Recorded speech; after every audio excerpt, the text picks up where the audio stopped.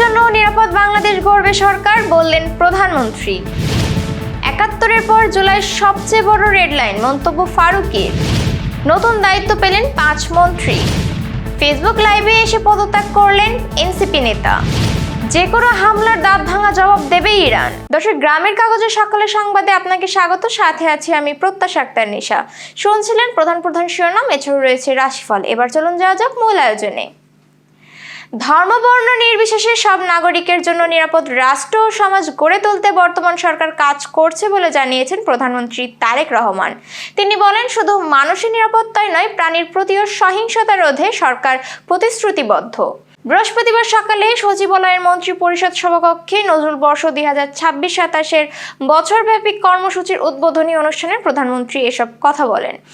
এ সময় তিনি জাতীয় কবি কাজী নজরুল ইসলামের জীবন, সাহিত্য, সঙ্গীত, দর্শন ও মানবিক চেতনাকে শ্রদ্ধার সঙ্গে স্মরণ করেন। অনুষ্ঠানে নজরুল বর্ষ উপলক্ষে স্মারক, ডাক টিকিট ও লোগো উন্মোচন করেন তিনি। প্রধানমন্ত্রী বলেন, অপশক্তি রাজনৈতিক স্বার্থে মানুষের মধ্যে বিভেদ সৃষ্টির চেষ্টা করলেও সম্প্রতি ও সহাবস্থানই বাংলাদেশের মানুষের চিরায়ত ঐতিহ্য। সেই মূল্যবোধকে ধারণ করেই সরকার এমন একটি রাষ্ট্র গড়ে তুলতে চায়, যেখানে প্রত্যেক নাগরিক নির্বিঘ্নে ও নিরাপদে বসবাস করতে পারবেন।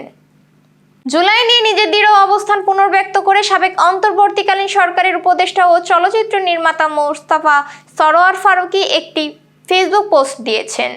বৃহস্পতিবার সন্ধ্যায় নিজের ভেরিফাইড ফেসবুক আইডিতে দেওয়া এক পোস্টে মোস্তফা সরোয়ার ফারুকী লেখেন, কিছু কিছু ক্ষেত্রে রেড লাইন ক্রস করা দূরে থাক, টাচও করা উচিত না। ৭১ আমাদের সবচেয়ে বড় রেড লাইন।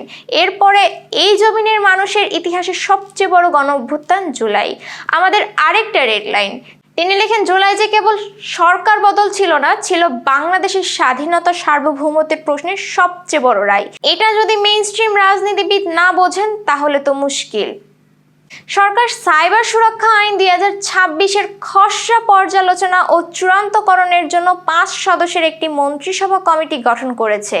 বৃহস্পতিবার ডাক, টেলিযোগাযোগ ও তথ্য প্রযুক্তি মন্ত্রী ফকির মাহবুব আনামকে আহ্বায়ক করে এই কমিটি গঠন করা হয়েছে।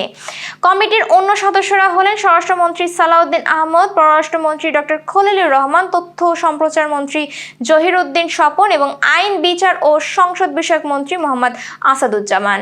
মন্ত্রিপরিষদ বিভাগের এক প্রজ্ঞাপনে জানানো হয়েছে, কমিটি সাইবার সুরক্ষা আইন 2026-এর খসড়া পর্যালোচনা করে প্রয়োজনীয় সুপারিশ প্রদান করবে। জাতীয় নাগরিক পার্টির মানিকগঞ্জ জেলা আহ্বায়ক কমিটির সিনিয়র যুগ্ম আহ্বায়ক পদ এবং দলের প্রাথমিক সদস্য পদ থেকে পদত্যাগের ঘোষণা দিয়েছেন অ্যাডভোকেট জাহিদুর রহমান তালুকদার। তিনি এনসিপির মানিকগঞ্জ জেলা শাখার সাবেক প্রধান সমন্বয়কারী ছিলেন। বুধবার রাত 8:30টার দিকে নিজের ব্যক্তিগত সামাজিক যোগাযোগ মাধ্যম ফেসবুক লাইভে এসে তিনি এই ঘোষণা দেন। পদত্যাগের কারণ ব্যাখ্যা করতে গিয়ে জাহিদুর রহমান তালুকদার বলেন, এনসিপির কর্মপরিবেশের সঙ্গে আমি হয়তো নিজেকে খাপ খাওয়াতে পারিনি, অথবা এনসিপিও আমার সঙ্গে খাপ খাওয়াতে পারেনি। তিনি আরো বলেন, আমি একজন রাজনৈতিকভাবে সচেতন মানুষ এবং রাজনীতির সঙ্গে সম্পৃক্ত, তবে এই মুহূর্তে আমি কোনো রাজনৈতিক দলে যোগ দিচ্ছি না। ইরান ও তার মিত্রদের ওপর যে কোনো ধরনের আগ্রাসনের বিরুদ্ধে যুক্তরাষ্ট্র, ইসরায়েল এবং তাদের সহযোগীদের তীব্র হুঁশিয়ারি দিয়েছে তেহরান। যে কোনো ধরনের ভুল হিসাব নিকাশ বা আগ্রাসী পদক্ষেপের বিরুদ্ধে কঠোর ও অনুশোচনামূলক দাঁতভাঙা জবাব দেওয়া হবে বলে চরম সতর্কতা জারি করেছে দেশটির সামরিক নেতৃত্ব। বৃহস্পতিবার এক বার্তায় এই হুঁশিয়ারি দেন ইরানের খাতাম আল আনবিয়া সেন্ট্রাল কমান্ডারের commander major general Ali Abdullahi. সদ্য প্রয়াত ইসলামী বিপ্লবের সর্বোচ্চ নেতা আয়াতুল্লাহ সাইয়েদ আলী খামেনির আসন্ন জানাজা উপলক্ষে দেশবাসীর উদ্দেশ্যে দেওয়া এক বিশেষ বার্তায় তিনি একথা বলেন।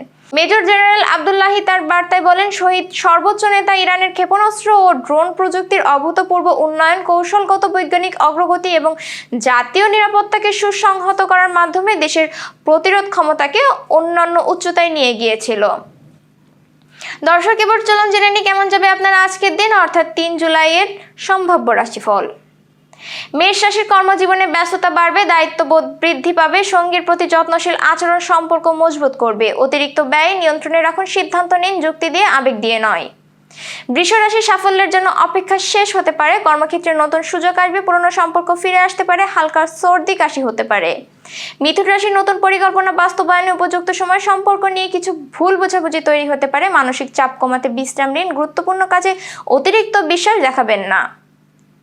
কর্কট রাশির পারিবারিক কাজে সময় ব্যয় হবে, প্রিয়জনের সঙ্গে ছোটখাটো মনোমালিন্য হতে পারে, আত্মীয়দের সঙ্গে সম্পর্ক মজবুত রাখুন। সিংহ রাশির আত্মবিশ্বাস বৃদ্ধি পাবে, নেতৃত্বের গুণ প্রকাশ পাবে, নতুন সম্পর্কের সূচনা সম্ভব, আয় বাড়বে, ঋণের পরিশোধের সুযোগ আসবে। কন্যা রাশির ধৈর্য ও পরিশ্রমে সফলতা আসবে, প্রিয়জনের প্রতি যত্ন দেখালে সম্পর্ক ঘনিষ্ঠ হবে, নতুন চুক্তিতে স্বাক্ষরের আগে ভালোভাবে পড়ুন। তুলা রাশির কর্মস্থলে সুনাম বাড়বে, দলীয় কাজে সফলতা, সঙ্গীর প্রতি সময় দিন, সিদ্ধান্ত নিতে দেরি করবেন না। বৃশ্চিক রাশির হঠাৎ কোনো শুভ সংবাদ পেতে পারেন, পুরনো সম্পর্ক নতুন মাত্রা পেতে পারে, অপ্রত্যাশিত লাভের যোগ আছে।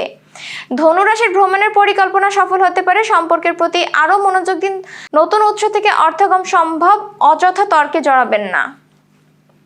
মকর রাশির দীর্ঘদিনের পরিকল্পনা বাস্তবায়নের সময়, প্রিয়জনকে উপহার দিলে সম্পর্ক দৃঢ় হবে, হালকা মাথা ব্যথা হতে পারে, সময় ব্যবস্থাপনায় যত্নবান হন। কুম্ভ রাশির সৃজনশীল কাজে প্রশংসা পাবেন, সঙ্গীর সঙ্গে সম্পর্ক আরো গভীর হবে, নতুন বিনিয়োগের সুযোগ মিলবে। মীন রাশির মন কিছুটা অস্থির থাকবে, আবেগের জায়গায় ভুল বোঝাবুঝি হতে পারে, অর্থ ভাগ্য অনুকূলে নয়, ব্যয় নিয়ন্ত্রণে রাখুন, একান্তে সময় কাটালে নিজেকে রিচার্জ করুন। দর্শক, এই ছিল এখনকার আয়োজন। সব খবর সবার আগে জানতে ও দেখতে চোখ রাখুন গ্রামের কাগজের ইউটিউব চ্যানেল ও ফেসবুক পেজে। বিদ্যুৎ ও জ্বালানি তেল ব্যবহারে সাশ্রয়ী হন। আপনাদের কোনো প্রশ্ন বা তথ্য থাকলে জানাতে পারেন কমেন্ট বক্সেও। এতক্ষণ সাথে থাকার জন্য শুভেচ্ছা। পরবর্তী খবর দেখুন বেলা 2:30টায়। শুভ বিদায়।